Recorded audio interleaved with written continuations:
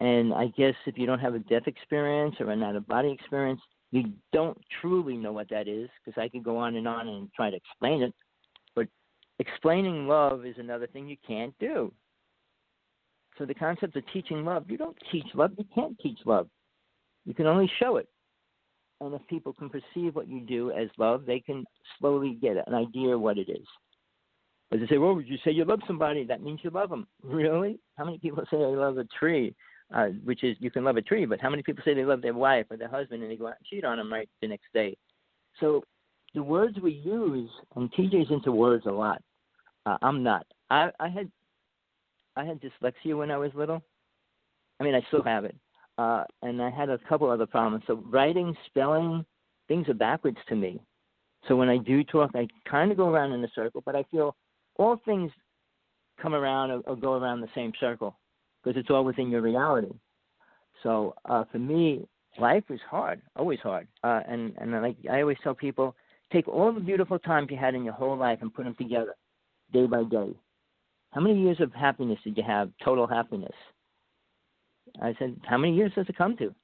Because you spend at least 50 years in the opposite, going to the bathroom, sleeping, doing all the things that you have to do with no desire and love of doing it. So our reality, once you leave the body, you don't have any of those things to hold on to, which makes it 10 times more incredible. I use the word self-realization and then God realization. God realization doesn't mean you become God either, but they're the words I usually use when I go into that aspect of it. But understanding what you are as soul, it means not understanding what you are as a human being. Because a human being idea of what that is a programmed idea. And I guess you don't go into aliens, but why they did come down after Atlantis was destroyed and work with people and really make them killers, murderers, use sacrifice and all the horrible things we started using after that. Yeah, we could be, if we... Sorry, go ahead. I don't know if you were getting the message or what. No. I'm just listening to you. I'm listening really carefully, listening to you. So, can I ask you a couple questions? Go right ahead. Great. So, do you work at a job other than working as a psychic? I don't work as a psychic. First off. Oh, okay. So you okay. So I guess I'm asking you, do you have another profession that you work at? Not no more. I'm retired. Retired. Okay. Great. I'm 67. Okay. What did you do before? All right. When I was little, I was a boy, and you don't answer that question. Okay. What I was going to say, no, I'll answer it. I was into science projects. When I was in school, the only thing I cared about was doing a science fair project. I'd work half a year working on my science fair project. I won every year in school. Most of the time I won first place. One time I won third place. But I always cared about that. But I did it myself. I had no father that helped me. My mother wasn't involved with it. So whatever I created it by myself, always. I made a water purifying system, all different ideas when I was little, how to get water out of the ground and stuff like that for a science fair project. So I was always into that part of it. When I was little, I was picking up dead birds and putting them down and praying over them and stuff like that, not knowing why, and things like that. So I had my own life, and I was guided by myself. I didn't have anybody. My mother wasn't there. My grandmother was the only person I ever cared about who took me in on the weekends when I stayed with her. And I couldn't remember things. I couldn't write and spell. And she would go over and over things so I at least get a passing grade. But when I got out of school, I became an electrician and a plumber. And I did that for a while, but I was trying to get in the phone company, which I finally did. So I worked for the phone company 20 years, the last 20 years of working for me. But during that, from the time I was 25, I started doing native dancing all over the United States. I found out I was part native, and I started dancing with somebody at the chief that we were dancing all around the United States. So I did that for 25 years. At the same time, I got involved with doing magic, stage magic, which I did for about 25 years. And for 25 years, 35 years later, I mean, on past that even, I was doing fire dancing. So when I studied with a medicine woman, what I spent 25 years learning was moon ceremony. And I went to a lot of sweat lodges and things like that. I went to Sundance. I led a couple of sweat lodges in South Dakota. So my chain of, but I learned a lot, even through the Native nations. I mean, people are desperate, so they say the Native people were spiritual. And I look at the life of the people themselves that say they're spiritual.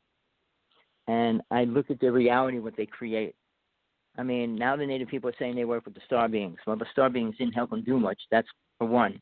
They're saying they're working with Bigfoot. Bigfoot wasn't another person that did much for them either.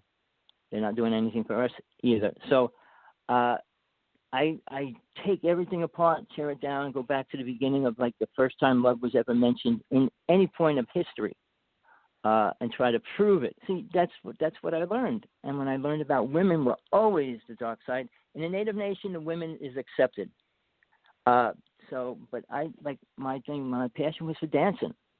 And that gave me relief because I could go into meditation while I'm dancing and things like that.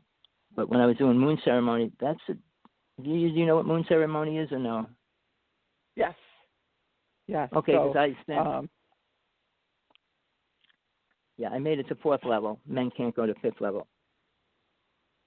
And the medicine woman I studied with was Sisters of the Rising Flame, and there were 6 of them on the planet. So it was interesting. I loved it, but I learned what I had to learn from her. I learned how to meet all the spirits, the elementals, and all those kind of things, which was incredibly a great gift.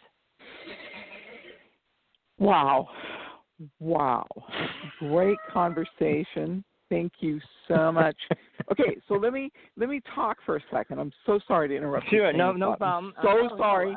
So sorry. I'm interrupting you. I know I'm totally interrupting you. You're talking, and I'm interrupting. I'm so sorry. No, don't first be sorry. of all, no. I'm interrupting you. I got you rolling, and I got you talking, and you covered so many different ideas.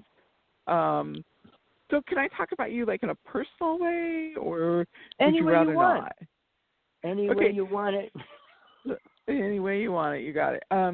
So you use your throat chakra in a way that I see it from time to time. I think maybe it's like maybe the 4th time I've seen somebody actually do their throat chakra the way you do, and I think part of your gift and your ability with hypnosis is in how you use your throat chakra, and you use sort of a hypnotic.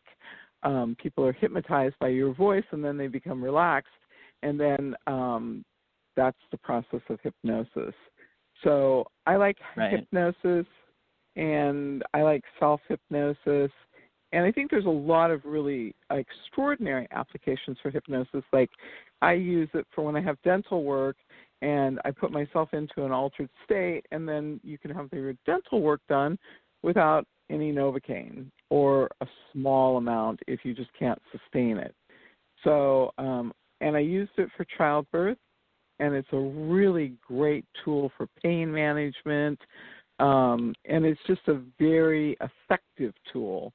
So I like self-hypnosis, I like learning it, and I like process. I've seen a lot of great people, do some interesting work. I was taught by a man who's a metaphysician. A lot of the people that I've studied with or worked with are probably not well-known or world-renowned. Milton Schwartz was a great teacher. He was in Santa Monica, and I was in Santa Monica during the time of the spiritual renaissance, and it was a very interesting chapter.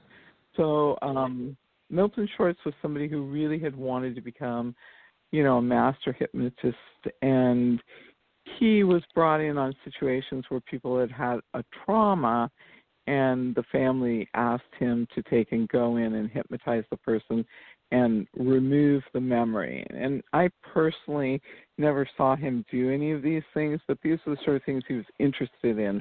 And later he sort of moved out of that.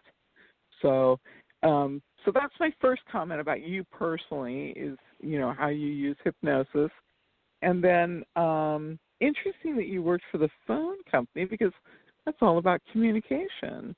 So, well, communication's really cool. a big part of my reality. Yeah.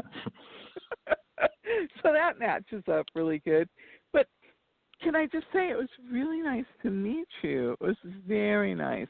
And you have shared, I have taken up way too much of your time. You've shared most graciously. Perhaps you will join Teresa and I on one of our shows, and you'll share your gift, your talent, your information with us. And it has just been really kind of you to have me. And please, please feel free to contact me directly and speak with me privately. You sound so pleasurable.